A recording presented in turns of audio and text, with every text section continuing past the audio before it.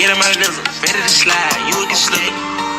Hey, he ain't got touch, he ain't gon' ride. He might slime, young gun, on my prime.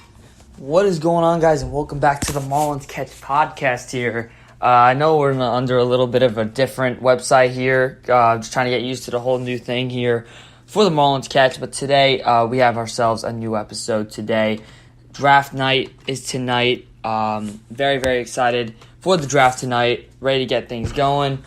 But, of course, the Marlins did play this past week as well, so we have a lot to talk about, and I know no Lissandro on here. I miss him a lot. So let's just talk about the previous week, the upcoming schedule, and then we'll recap some of the draft stuff as we get closer to the draft, only about 20 minutes away.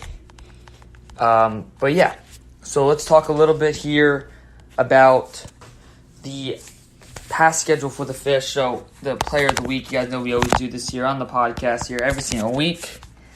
So yeah, let's just do my player of the week here, and first we're going to do the batter. So it was between Harold Ramirez and Garrett Cooper, but I really had to pick Garrett Cooper for this week. In his last 7 games, hitting .370, has 10 hits out of 27 at-bats in his last 7 games. Cooper is absolutely raking.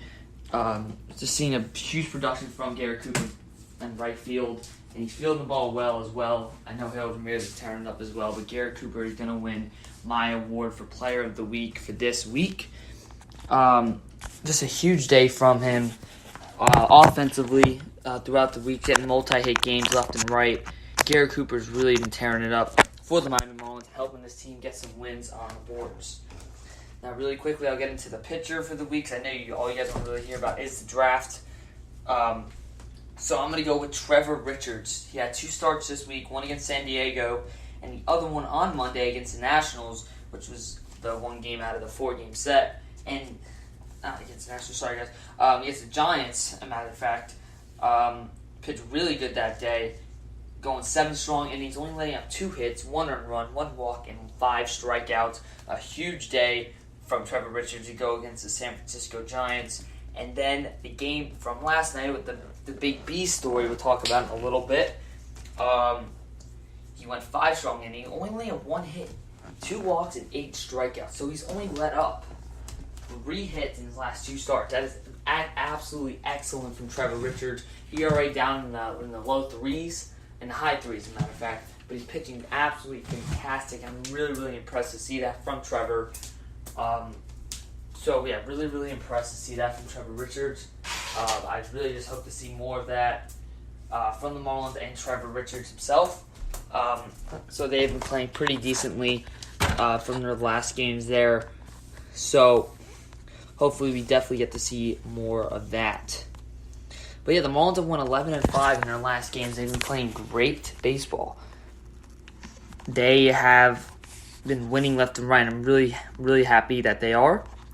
And I know some people will say, hey, let's try to tank for the draft. No, you always want to win games. You want to always go out there and play the best baseball you can. So, yeah, let's just recap the week behind us for the Marlins this week.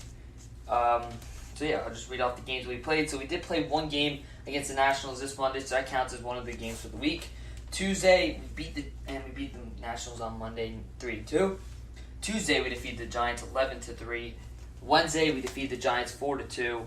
And Thursday, we did lose our chance of getting the sweep against them 3-1 on Thursday. So it was a 3-game series against them. And then Friday, headed up to San Diego. We did lose 5-2 to San Diego on Friday. Saturday, we won 9-3.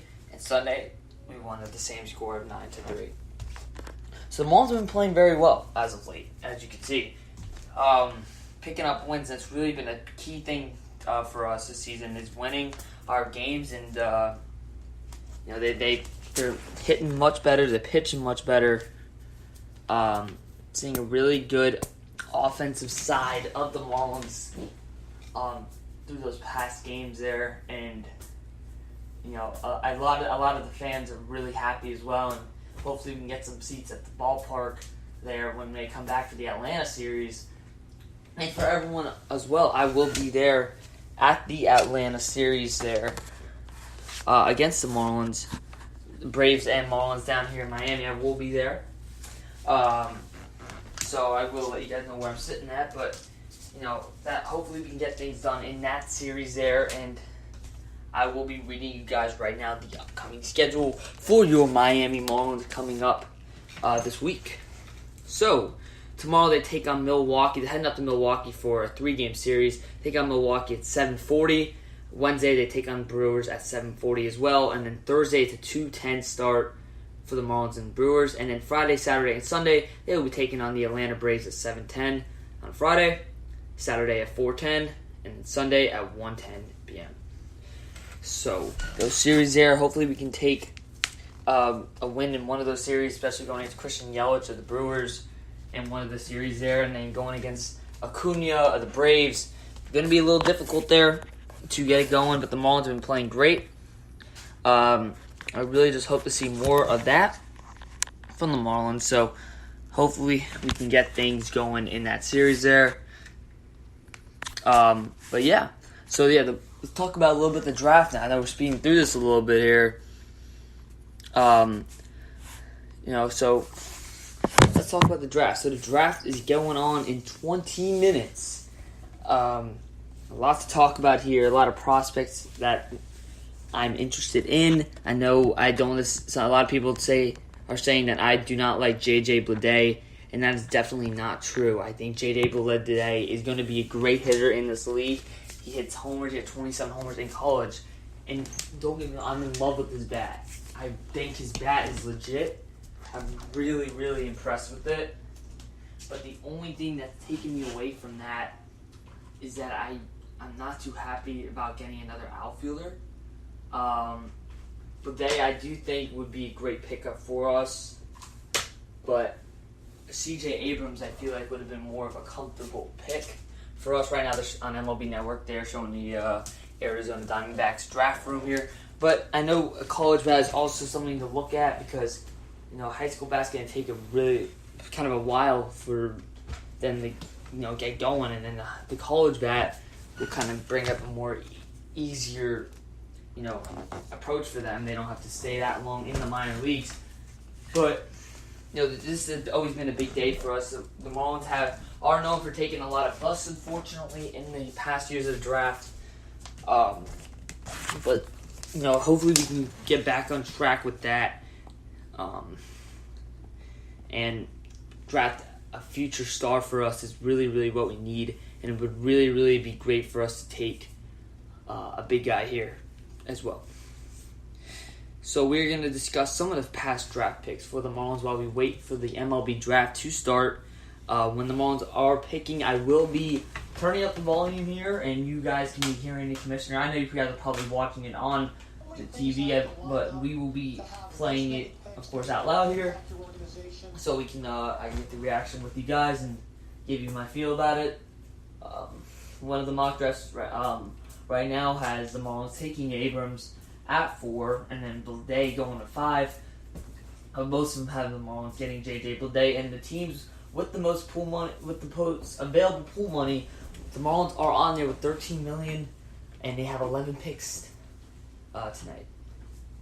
So the Marlins are not tonight, but of course, but the Marlins do have 11 picks in the draft this year. Very, very happy to see that. The picks always, of course, mean something. We need to get these wins. That'll help us get wins in the future. So let's just read off some of the draft picks here that the Marlins have gotten, and then, of course, I will say if they ended up being a bust or if they ended up being a good pick. So what we're going to do is we're just going to go all the way back to maybe like 2010. I assume that's relative, or maybe 2009. 2010 we'll do here for the first round picks for your Miami Marlins. So let's get into it. So 2010, they took Christian Yelich with the 23rd overall pick. He came out actually as a first baseman, believe it or not. I know he's a little too skinny to play first base. He ended up going to the outfield, of course. But yeah, they did take Christian Yelich, first baseman, 23rd overall pick. Of course, that was a win there. And look what he's doing right now in Milwaukee, MVP caliber season again. So I would say that was a steal there. So Miami did make some good picks here. You can see players like Christian Yelich or Josh Beckett back in 1999 here. Some solid guys, of course, Jose Fernandez and everything else, but, these are all first-round picks that I'll be naming right now here before the MLB draft starts in 14 minutes there. So, and then in 2011, they took Jose Fernandez with the 14th overall pick. Right-handed pitcher. Obviously, a great pick there as well. He was our future ace. He was a franchise player for us at such a young age. So, obviously, that would have been a steal there. And it was a great pick at the time. 2012, we took Andrew Heaney with the 9th overall pick. He was a lefty out of Oklahoma State.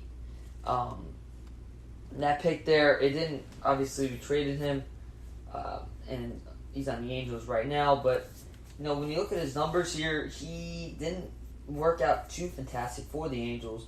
Having a career 4.30 ERA is not doing too well. His career record is 16-20. Just an average pick there, drafted so high.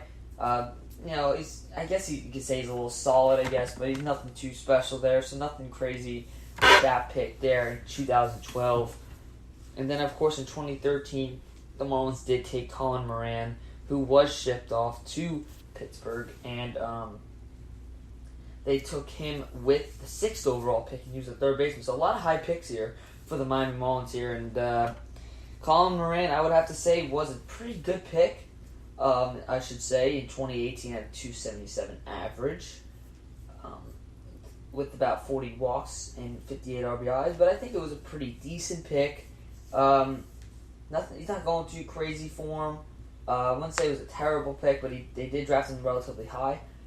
So I wouldn't necessarily say that Colin Moran was a steal or anything like that, but this is a solid pick, I guess. I guess it really doesn't mean much that he's off the team now, since he was shipped off to Pittsburgh.